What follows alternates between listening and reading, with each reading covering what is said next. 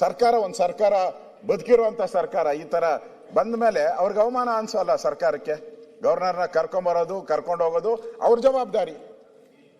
ಈ ಪತ್ರಿಕೆಯಲ್ಲಿ ಹಿಂಗ್ ಬಂದ ಮೇಲೂ ಕೂಡ ಈ ಸದನದಲ್ಲಿ ಒಳ್ಳೆ ನಡವಳಿಕೆ ನಡೆದಿದೆ ಅಂತ ಹೇಳಕ್ ಸಾಧ್ಯನಾ ನೀವು?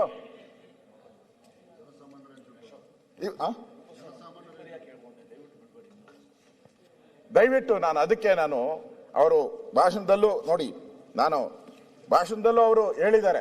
ಅವರು ಏನು ಹೇಳಿದ್ರು, ಓಡಿ ಹೋಗಿದ್ದಾರೆ ಅಂತ ಲಾ ಮಿನಿಸ್ಟರ್ ಹೇಳಿದ್ರು. ಒಪ್ಕೊಂಡ್ರು ಅವರೇನು ಎದುರಿ ಓಡೋಗಿದ್ದಾರೆ ಅಂತಾನೆ ಒಪ್ಕೊಂಡ್ರು ಅವರು ಕ್ಲಿಯರ್ ಆಗಿ ವಿಧಾನಸಭಾ ಸನ್ಮಾನ್ಯ ಸಭಾಪತಿಗಳೇ, ಸಭಾಧ್ಯಕ್ಷರೇ, ಮುಖ್ಯಮಂತ್ರಿಗಳೇ, ಉಪಮುಖ್ಯಮಂತ್ರಿಗಳೇ, ಪ್ರತಿಪಕ್ಷದ ಗೌರವಾನ್ವಿತ ನಾಯಕರುಗಳೇ, ನಾವು ಎದ್ದಾಗ ಪ್ರತಿಯೊಂದು ಬರಿತಾ ಇದ್ರಿ, ಪರಿಷತ್ ನಾಯಕರೇ, ಇವೆಲ್ಲ ಅದನ್ನು ತೆಗೆದು ಬಿಡಿ, ಪರವಾಗಿಲ್ಲ. ರಾಜ್ಯದ ವಿಧಾನಮಂಡಲ ಜಂಟಿ ಅಧಿವೇಶನಕ್ಕೆ ತಮಗೆಲ್ಲರಿಗೂ ಹೃತ್ಪೂರ್ವಕ ಸ್ವಾಗತ, ಅಭಿನಂದನೆ. ನನಗೆ ಸಂತೋಷ ಆಗ್ತಾ ಇದೆ ನಾನು ಇಲ್ಲಿ ಬಂದಿರೋಂಥದ್ದು.